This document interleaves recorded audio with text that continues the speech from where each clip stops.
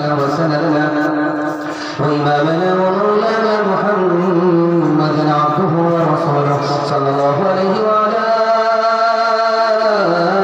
آله وصحبه وبارك وسلم تسليما كثيرا كثيرا.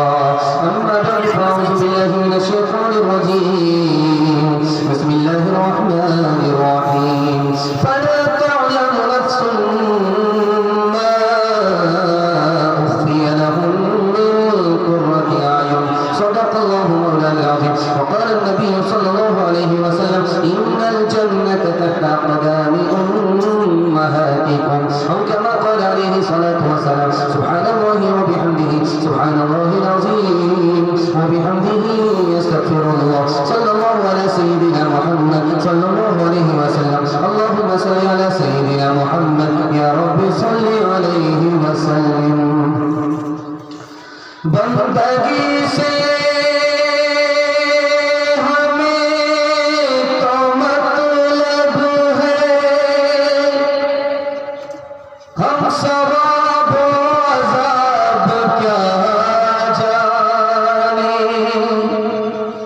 کس میں کتنا ثواب ملتا ہے، عشق والے حساب کیا جانے. یا رب دل مسلم کو وہ زندہ تمنا دے، جو قلب کو گرما دے، جو روح کو تڑپا دے. اس دور کی ظلمت میں ہر قلب پریشان کو، ہر قلب پریشان کو وہ تاج محبت دے، جو چاند کو شرما دے. بڑے حوصلے سے جلسہ شروع ہوا تھا اور بہت چھوٹا اور بہت مختصر ہو گیا. خیر اللہ کا شکر ہے، یہ بچا کچا جو بھی مجمع ہے یہ جلسہ سننے کے لیے آیا ہے، جلسہ دیکھنے کے لیے نہیں آیا ہے. آپ کو دل سے مبارکبادی دیتا ہوں. اللہ ہمارے سنانے کو، آپ کے سننے کو بے حد قبول فرمائے. ہاتھ اٹھا کر کے یہاں سے لے کر کے وہاں تک جلسہ سننے کے لیے تیار ہے تو ہاتھ اٹھائیے. انشاءاللہ جنت کا خواب آج دیکھیں گے اور مرنے کے بعد اس کو پورا کریں گے. ہاتھ اٹھائیے انشاءاللہ. آپ پنڈال میں نہیں ہیں، سسرال میں. آپ کے دماغ کو ٹٹولا جا رہا ہے. 3 سوال سے میرا پیغام شروع ہو رہا ہے. دنیا کا بدلہ اللہ دنیا میں کیوں نہیں دیتا، جنت میں کیوں دے گا؟ یہ میرا پہلا سوال ہے. دوسرا سوال ہے جنت میں پانی پینے کو ملے گا 3 ہاتھ سے، وہ پہلا اور دوسرا تیسرا ہاتھ کون ہے؟ تیسرا اور آخری سوال ہے آدمی جنت کیوں مانگے اللہ سے، جنت مانگنا کیوں ضروری ہے؟ یہ میرا تیسرا سوال ہے. مکمل سننے کے لیے تیار ہیں؟ دونوں ہاتھ اٹھا دیجئے انشاءاللہ. 3 سوال سے میرا پیغام شروع ہو رہا ہے. پہلا سوال ہے کہ آدمی جنت کیوں مانگے؟ پہلا سوال ہے جنت آدمی کیوں سوال ہے. دوسرا سوال ہے جنت میں 3 ہاتھ سے پانی ملے گا، وہ 3 ہاتھ کیا ہیں؟ اور پہلا آخری سوال ہے کہ دنیا کا بدلہ اللہ جنت میں کیوں دیتا ہے؟ دنیا کا بدلہ اللہ جنت میں اس لیے دے گا کہ جنت کی نعمت زیادہ ہے، یہ دنیا چھوٹی ہے، اس لیے اللہ تعالیٰ نے دنیا کا بدلہ جنت میں رکھا ہے، دنیا میں نہیں رکھا ہے. 3 ہاتھ سے جنت میں پانی ملے گا. پہلا ہاتھ اپنا ہوگا، اپنا ہاتھ بڑھائیے، پانی پی لیجئے. یہ تیسرے نمبر کا مہمان ہے. دوسرے نمبر کا مہمان اس کو خادم کے ہاتھ سے پانی پیش کیا جائے گا، وہ پیے گا. یہ 2 نمبر کا مہمان. اور تیسرے نمبر کا مہمان جنت کا مالک خود خدا اپنے ہاتھ سے پانی پیش کرے گا. یہ فرسٹ کلاس کا مہمان. دعا کیجیے قبولیت کی گھڑی اللہ اس مہمان میں ہم سب کو شامل فرمائے. تیسرا اور آخری سوال، ہم جنت کیوں مانگتے ہیں؟ जन्नत हम क्यों तलब करें? दो वजह से। जन्नत मांगेंगे जन्नत मिलेगी, तब नबी की ज़ियारत होगी।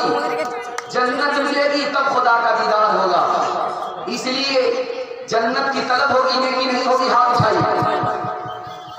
सितारों से आगे जहां और भी है, अभी इश्क के इम्तिहान भी है। अगर खो गया एक नशीमन तो क्या गम, मकाम क्या हो फखार भी है। इसी रोज़ व शब में उलझ कर न रह जा, कि तेरे ज़मानो मकान भी है, कि तेरे ज़मानो मकान भी है। तू शाही है परवाज़ है काम तेरा, तेरे सामने आसमान भी है। खाता खुल रहा है, मस्जिद का जलसा है, इसके हवाले से ये बिखरा हुआ मजमा अल्लाह करे कि मस्जिद की बरकत से जमा हो जाए। दिल से दुआ करता हूँ। और मजमा जो छोटा पड़ गया है, अल्लाह हौसले से इसको बड़ा फरमाए। ध्यान से सुनिएगा हमारी क्या हालत है। हर किसी से आप पूछिए कि जन्नत आपको चाहिए, तो वो यही कहेगा जन्नत चाहिए। लेकिन उससे पूछिए भाई जन्नत में जाने के लिए तो नेकी है, आप नेकी क्यों नहीं करते? तो करेंगे जुमा से, करेंगे रमजान से। ध्यान से सुनिए। हर आदमी मुसलमान ये दावा करता है मैं जहन्नम से डरता हूं, लेकिन उससे पूछिए कि तुम गुनाह करते हो, वो बोलेगा कसरत से गुनाह कर रहा हूं। अरे भाई जहन्नम से डरने का मतलब तो ये था कि कल से ही तुम्हारा गुनाह छूट जाए। हर आदमी ये दावा करेगा जलसा में बैठने वाला हमें नबी से मोहब्बत है, लेकिन आलिम से नफरत करता है। ये मोहब्बत झूठी है, सच्ची नहीं है। हर खुदा का बंदा ये दावा करता है हमें खुदा से मोहब्बत है, लेकिन जरा सी मुसीबत आई खुदा की शिकायत करने लगता है। ये झूठी मोहब्बत है, सच्ची मोहब्बत नहीं है। हर इंसान का आप जायजा लीजिए, वो ये बोलेगा कि मरना है, मरना यकीनी है, लेकिन दूसरे का मजाक उड़ाता है। हर आदमी ये बोलता है कि हिसाब देना है, लेकिन हराम जमा कर रहा है। हर आदमी मानता है कि मुकद्दर का मिलता है, लेकिन नुकसान होने पर पहाड़ टूट जाता है, सब्र नहीं करता, शिकायत करता है। हर आदमी ये मानता है कि ये जिंदगी खत्म होने वाली है, लेकिन उसी के पीछे रात दिन एक कर देता है। तीन मिसाल है, जरा ध्यान से इसको सुनिएगा, जल्दी से जलसा आपका निकल जाएगा। सो करके सुनेंगे, हाथ उठाइए है माशाल्लाह। दिस ब्रेक मारिए, साथ में आपका माफ। ध्यान से सुनिएगा। जनाजा जब खड़ा रहता है, तैयार रहता है, एक आदमी ऐलान करता है। क्या ऐलान करता है? जो गलती कोताही हुई हो आप लोग माफ कर दीजिएगा।